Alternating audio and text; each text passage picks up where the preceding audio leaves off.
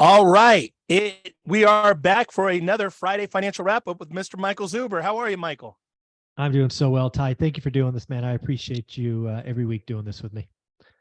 I love it. So this is for Father's Day weekend. This is for June the 16th, 2023, a wild ride. Thank God we were following you because we had our seatbelt on and our straps. We even had the chest you were straps, double like race strapped. cars.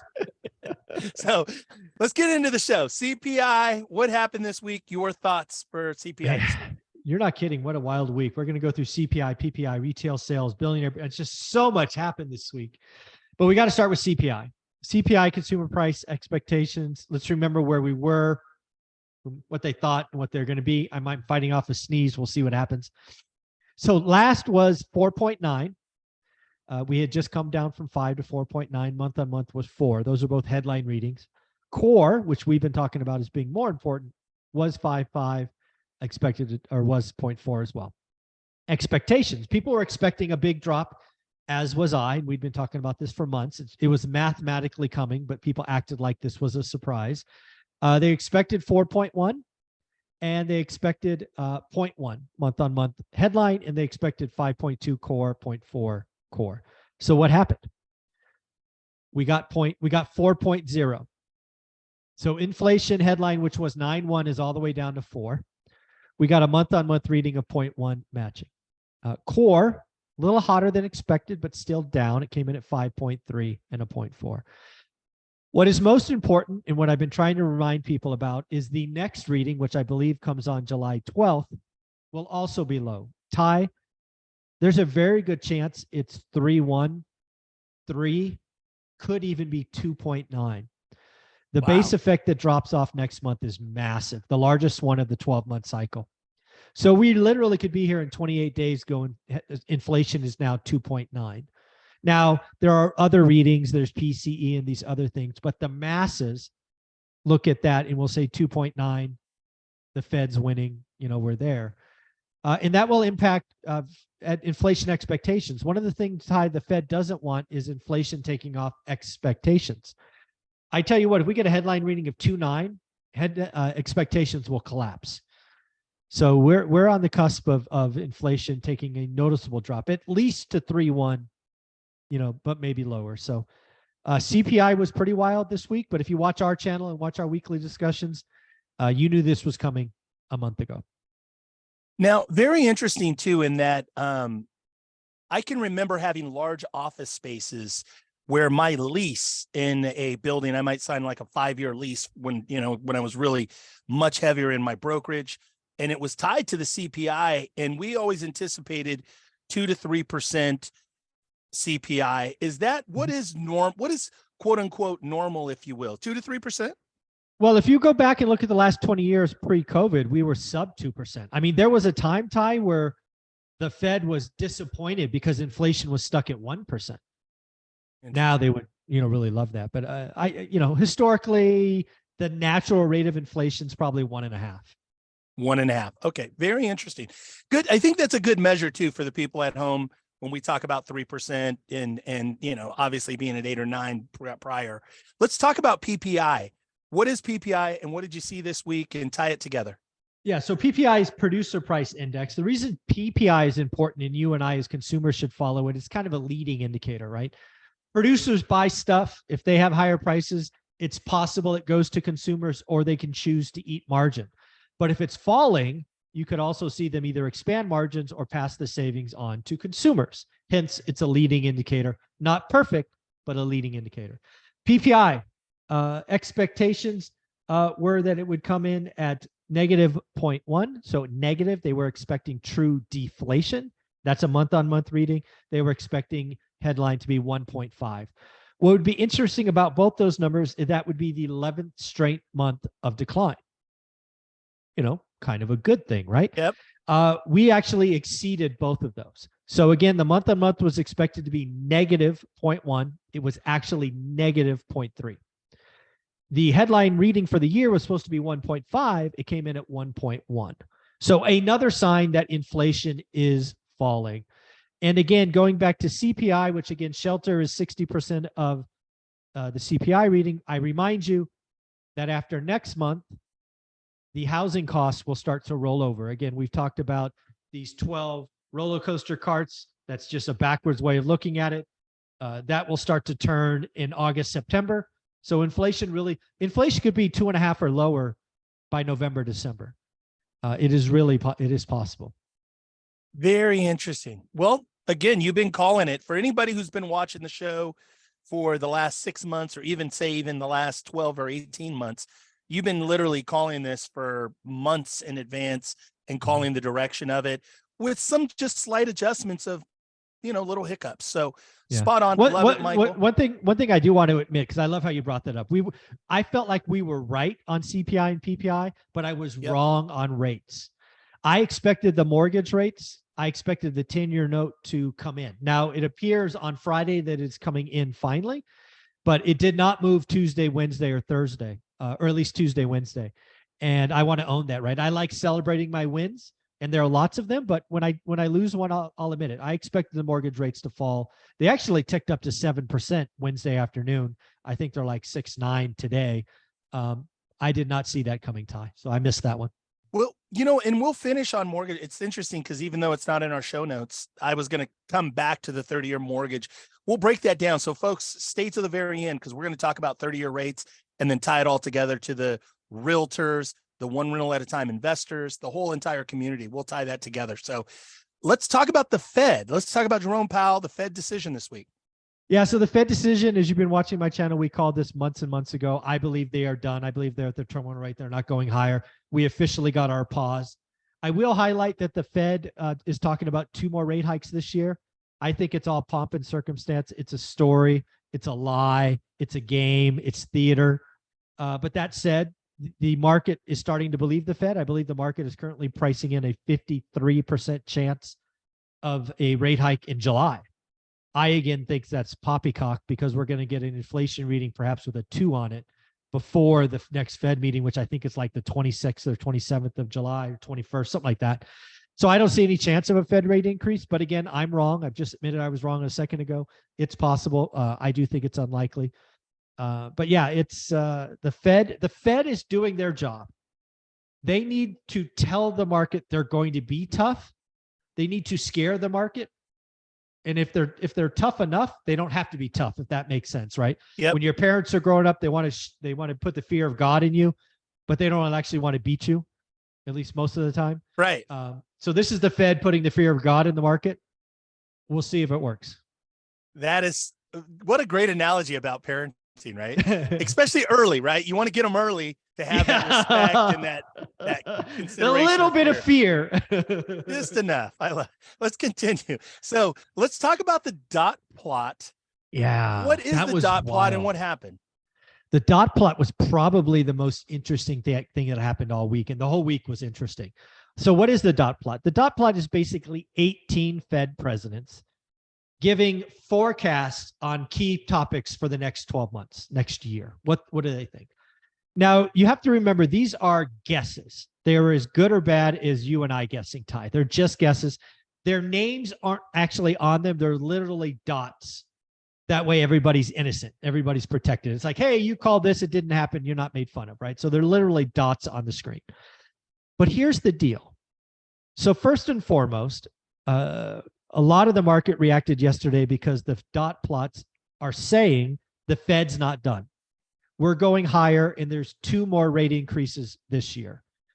Just for giggles, I went and collected it. 2 members of the 18 say no hikes. 4 members say 1 hike, and 2 members say 3 hikes. So again, 10 members say 2. That's how we get there. So again, they're all over the board. I believe this is a coordinated effort to look like they're talking tough. I believe if you gave the 18 presidents truth serum, they would probably tell you 0 or 1. It's really interesting because I like to make predictions, and I made a prediction before the meeting that I thought 13 of the 18 Fed presidents would say they needed 2 or more hikes, and it turns out it was 12 of 18. So again, we were pretty close on that. Because again, it's the game, it's the theater, it's the, hey, let's scare the market so the market or the kid doesn't get rambunctious, right? Want to keep some control. So I was pretty close, 12 of 18 instead of 13 of 18. Yeah. And I think too, it's just that when you say the market, specifically, you're really talking about Wall Street, the stock market, the bond Risk. market, It's risk, everything people that's going crazy, risk right? assets. It's risk assets, right? The risk assets go nuts when they think the Fed's done or the Fed will cut. Yep. If they think the Fed's not done, risk assets get held back and repriced and all of that. So yeah, it's definitely risk assets. So the idea is that when they're saying, hey, let's make sure that they know we're not through the woods, there's still a lot of economic uncertainty, there might be rate increases later down the road. The idea is that they just don't want people celebrating and going bananas and the market to just, have this wild roller coaster ride where it shoots up. And now they are actually forced to increase rates to get ahead of inflation again. Is that accurate? Perfect. Well said. Okay. Well, Just connecting the dots. So love it. Let's keep going. So Billionaire Barry, who is he? You talk a lot about him. I have not researched him, but who is yeah. Billionaire Barry? And talk about him. What happened this week with Billionaire Barry? Billionaire Barry. So I've called him that. It's an affectionate nickname. So he first crossed my radar about 6 months ago. His name is Barry Sternlicht, if you want to go research him. He made his fortune in real estate, has his fortune in real estate. But let's just say he came across my radar when a billionaire was on CNBC with prepared PowerPoint. That's not normal for CNBC to have PowerPoint presentations, and to have a billionaire come prepared with PowerPoints is not a good look. But basically, Billionaire Barry was whining that he needed the Fed to cut rates. That's what he was doing. He was basically saying, I'm illiquid. I can't pay my bills. I'm in trouble. Help me out, Jerome Powell. It didn't help. So since then, Billionaire Barry has taken his mortgage company and went bankrupt. That's now bankrupt. He has stopped distributions in his REIT. And here recently, he just sold 2,000 homes. Now, the Crash Bros and the Doomers are basically saying Billionaire Barry's calling a top. He thinks the market's going to fall apart. He thinks being a landlord sucks. So get out of the way, Crash Bros and Doomers. This is not how it works. Billionaire Barry is probably not a billionaire anymore. His assets or balance sheet are upside down. Billionaire Barry needs cash. Billionaire Barry's office complexes can't raise cash because they're not worth what the debt is. Billionaire Barry's retail establishments can't be sold because they're not worth the debt. So Billionaire Barry is selling the only thing he has left, which is single-family homes, to raise cash. There's a saying in commercial real estate today that I believe Billionaire Barry is saying as he goes to sleep, and that is the following: survive to 25. Survive to 25. Yeah.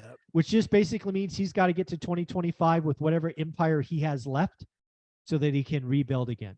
So Billionaire Barry is not calling a peak. Billionaire Barry is not saying being a landlord sucks. Billionaire Barry is saying, I need cash.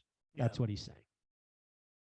It makes sense, right? In the commercial space, you've talked about it. We're not necessarily going to talk about it a lot here today, but you said basically we're in the first inning of, if with a baseball analogy, we're in the first inning of a 9-inning baseball game when it comes to the commercial fallout, if you will. Is that still the case, you think? Yeah, and to tell you the truth, we might be the first batter before the first pitch of the first inning.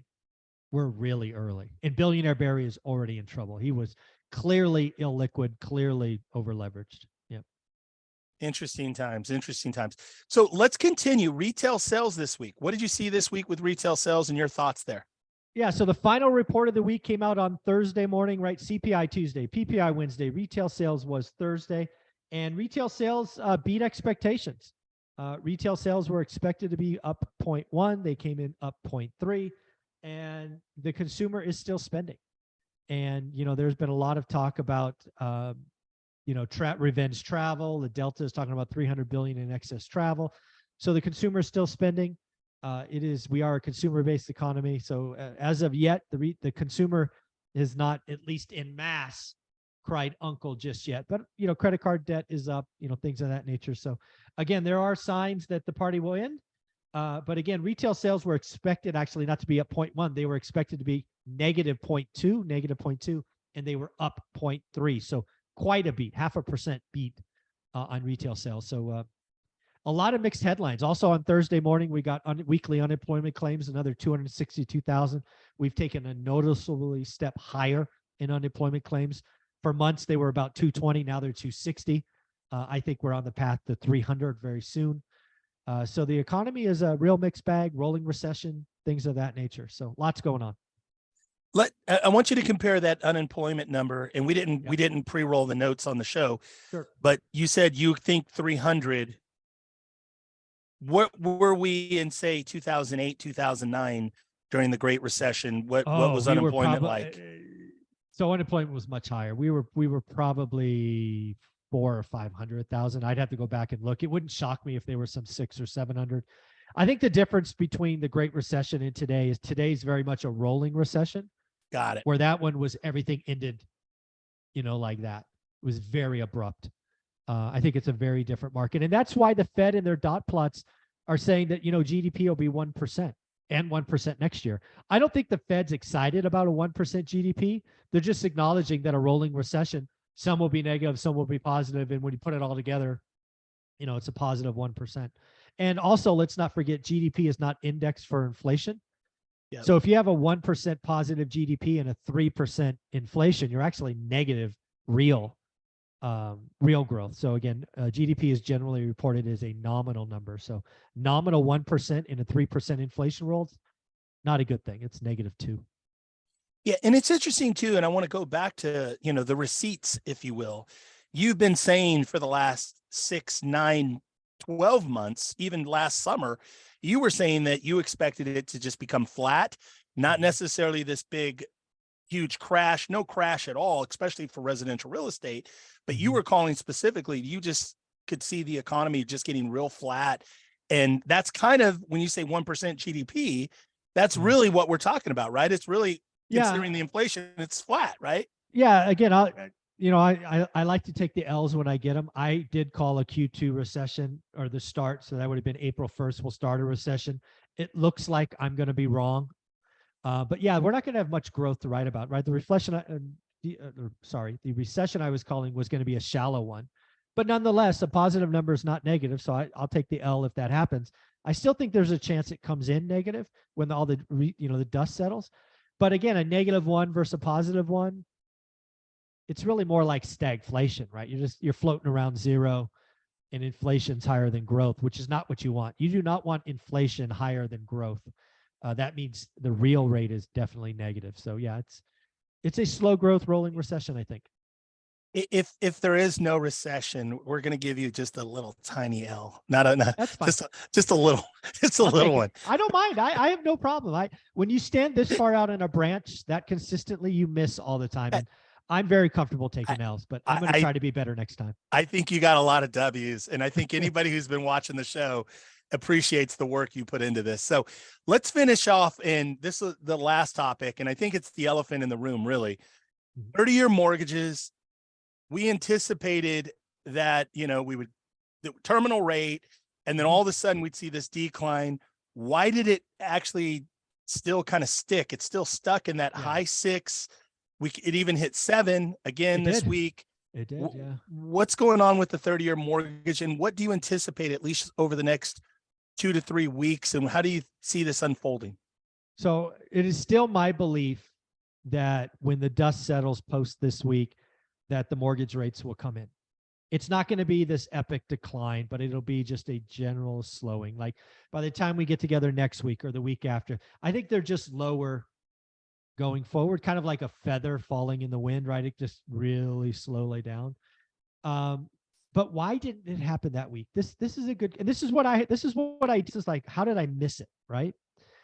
So the first one is, we have to remember that the Treasury, right, Janet Yellen, needs to rebuild their accounts because they were acting under emergency measures. And I think they got their account down to like $50 billion, where normally it has to be 500 billion or 600 billion. And maybe what happened this week is they were refilling their coffers and they had to pay higher rates, right? Liquidity was further strained by the Treasury's actions. Maybe the Fed, or maybe the market believes the Fed that they're going to have 2 more rate hikes. That would certainly do it. I do not believe the Fed, but I'm just some schmuck on YouTube. Maybe the market believes them and they're going to hold them higher. maybe banks are in worse shape than I expected, and they're going to tighten up credit and they want to keep rates higher so their margins are better. There could be lots of reasons. I'm going to withhold personal judgment probably until next week, maybe July 1st, because I think there might be just some treasury actions going on in the background that's distorting the numbers as Janet Yellen rebuilds her coffers, which is not normal, right? We don't usually have a debt ceiling fight where the treasury has to take down their accounts to near zero.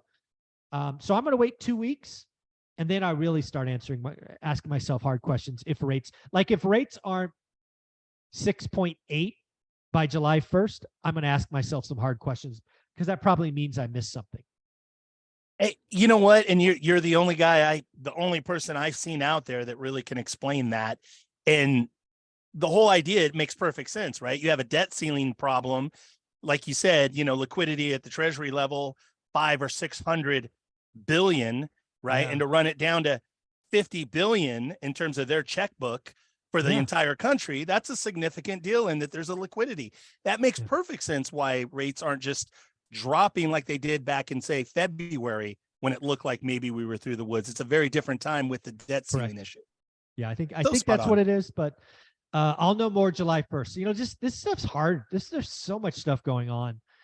It's hard. I enjoy taking shots and I enjoy learning, and this could be another learning opportunity. Michael, thank you for all the work that you put into the show, the channel, for your community. I want to say that I love on the daily financial news, people throw money at you. And what is that called when they do the thing where they super chat? I guess on YouTube, there's super chats and super stickers. Super chat is when I live, people send me, $1, $5. I've gotten $50 and $100, which is shocking. People thanking me to that level. It's all great. And then I guess super stickers are where people can leave them on videos that are posted. It's kind of fun. But what really happens is YouTube gets a cut, I get a cut, but it does help my videos, right? If YouTube makes more money off my videos, they show my videos. So every super chat helps my channel. So I do appreciate them. I love it. And those are for the live. So what I want to say, folks, is that when you have someone like Michael Zuber who gives to the community and over delivers to the channel, all this content's free. I really do believe people need to throw money at you. So with that said, and it's true. I really believe this. It's okay. With that said, tell them about the course. Tell them about a little bit of a change in some of the little changes you're doing. Where can they buy the course before the course goes up in price? And just tell them what you're doing, some of the shifts you're making with the course in the community. Yeah. So one of the things I'm doing is I take coaching. So Ty sat me down the other day and said, Zuber, you need to go back and start involving your community in more and more things. So we tried it out this week. So every week going forward, one time, we're going to take one of my millionaire conversations and open it up to my community. So this week I had it, it was 8:00 Tuesday morning. We had the three amigos, Dion and Matt. It was the easiest group for me to test it with. And it was wildly successful. I sent an invite out to the thousands of students. I posted it in the Facebook group, and about 100 people showed up. And we just had a good old time. Matt, Dion, and I interacting with students, answering questions, all of that was great. It was so successful that I scheduled the next one with Beth, which will be Tuesday at 10 a.m. I think you and I should do one maybe the following week and just do this show and let them ask questions. But again, it's a way to give back. It's a way to give something away for free just to my students. So these are the paid members of your course, people that have bought the course. Doesn't matter if you bought it 3 years ago, 3 years ago, doesn't matter. You bought it last week or you buy it today. This is for the members of the course. You'll have access to these live Zoom meetings where Michael's interviewing one of his panelists, and then they'll get to also interact with questions. Is that right, Michael? Yeah, ask questions, raise hands, leave comments. If you want to get on camera, you can. It's completely open. You're around other like-minded individuals. What will happen is I will have one topic prepared to start the conversation so that it gives folks times, but we'll probably do 40 minutes of Q&A just with my students. And then second, something else I'm doing, which is brand new. I am on a trip, so I'm not being at home and all of that. I'm actually doing something really, really cool. So my course is $399. What I'm doing for the next week, and it's only the next week, is if you buy it, I will give you 2 free $50 courses. You can get the Buy Box Deep Dive. You can get the ORAT Mastermind. You could get debt equity. You can get all of these amazing things for free. So basically you buy the course, you get $100 for free, and you get the free Facebook group, and you can join these weekly calls. It's just a no-brainer. I want to thank you, Ty, for the inspiration to do more. I feel good about both of these things. And man, it was such great coaching. Thank you.